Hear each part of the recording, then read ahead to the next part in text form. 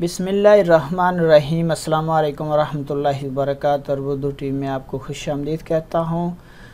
Saudi Arabia में पिछले 24 घंटों के दौरान कोरोना की क्या सूरत हाल है वो आपके साथ शेयर करूँगा।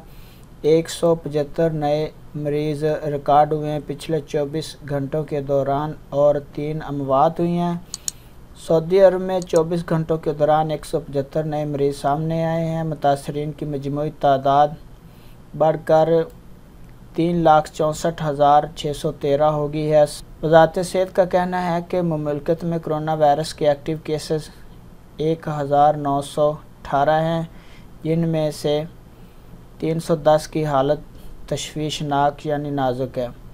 जुम्मा 15 जनवरी को वज़ारत सेहत की जानिब से जारी अदाद शुमार के मुताबिक पिछले 24 घंटों में 181 मरीज़ सेहतयाब हुए।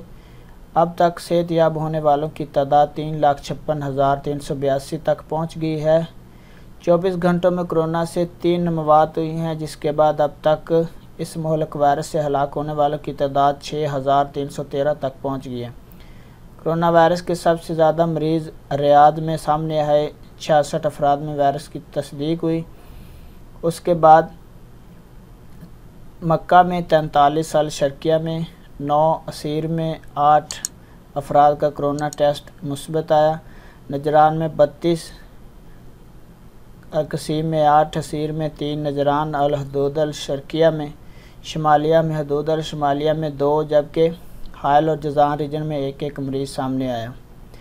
वज़ारत सेहत का कहना है कि कोरोना वैक्सीन लगवाने के लिए मुफ्त सहूलियात फराहम की जा रही है, जिसकी वजारत की ऐप जो सेहती है उस पर आप रजिस्ट्रेशन करा के मुकर्रर दिन को आप वैक्सीन लगवा सकते हैं। वैक्सीन के जो सेंटर हैं रियाद, जद्दा और खुबर में कायम किए गए हैं।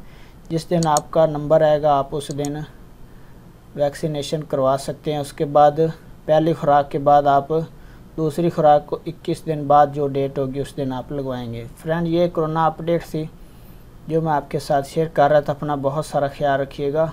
अल्लाह हाफिज़।